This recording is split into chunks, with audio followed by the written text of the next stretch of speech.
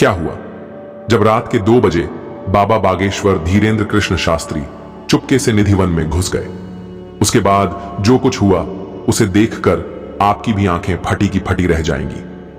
दोस्तों, वृंदावन ये सिर्फ एक जगह नहीं, ये वो भूमि है जहां हर रज में कृष्ण की लीला सांस लेती है, जहां रात होते ही प्रकृति सोती नहीं बल्कि जागती है प्रेम और रहस्य के साथ।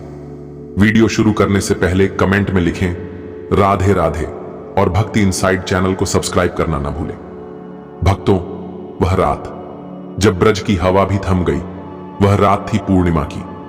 चारों तरफ घना सन्नाटा और वहीं ब्रिजधाम के एक कुटिया में बाबा बागेश्वर धीरेन्द्र कृष्ण शास्त्री ध्यान में लीन थे।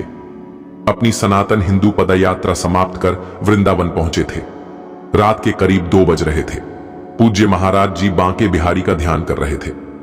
अचानक उनकी कुटिया में एक दिव्य सुगंध उठी, कस्तूरी, चंदन और मोगरे की।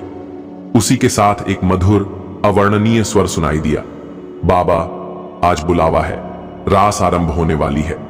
शास्त्री जी ने आंखें खोली। कुटिया प्रकाश से भर उठी थी। यह कोई साधारण संकेत नहीं था। उन्होंने चादर ओढ़ी, दीपक बुझाया और अकेले चुपचाप निधिवन की ओर चल पड़े। अर्धरात्रि के बाद का निधिवन, जहां जाना मनुष्य के बस की बात नहीं। रात के 2 बजे निधिवन का द्वार बंद होता है, पर जब बाबा वहां पहुंचे, अकल्पनीय घटना हुई। द्वार अपने आप धीरे धीरे खुल गया। अंदर से आई मृदंग की गूंज, घुंघरुओं की झंकार और बांसुरी की वह धुन जिसे कोई मनुष्य बजा ही नहीं सकता। हर वृक्ष झूम रहा था, हर पत्ता थरथरा रहा था, जैसे पूरी प्रकृति रास की तैयारी में मग्न हो। बाबा ने जैसे ही पहला कदम अंदर रखा, पूरा निधिवन प्रकाश से भर गया।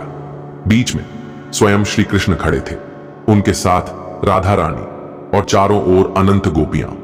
वातावरण इतना दिव्य कि मनुष्य का हृदय सह ही नहीं सकता। बाबा कंपा उठे, भूमि पर दंडवत हो गए। प्रभु, यह लीला मेरे योग्य नहीं। तभी एक कोमल हाथ उनके कंधे पर रखा गया। राधा रानी स्वयं खड़ी थी। उन्होंने कहा, समर्पण करने वाला भक्त शक्ति से बड़ा होता है। तुम्हें बुलावा इसी समर्पण के कारण मिला है। श्री कृष्ण मुस्कुराए।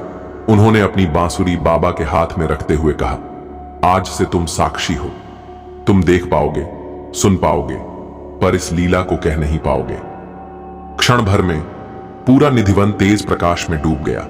सुबह जब शिष्य पहुंचे, उन्होंने देखा बाबा बागेश्वर निधिवन के मध्य बैठे हैं। चारों ओर फूलों की वर्षा और उनके हाथ में वही दिव्य बांसुरी। किसी ने पूछा, बाबा कल रात को क्या हुआ?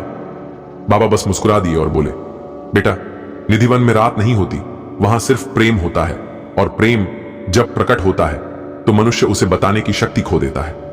दोस्तों, कहते हैं निधिवन आज भी वही है, रहस्य भी वही, रास भी वही और दिव्यता भी वही, लेकिन बुलावा वही पाता है जिसे ठाकुर जी चुनते हैं। अगर यह कथा आपके हृदय को छू गई हो तो वीडियो को लाइक करें, शेयर करें और कमेंट में लिखें, जय श्री राधे कृष्ण बागेश्वर धाम सरकार की जय।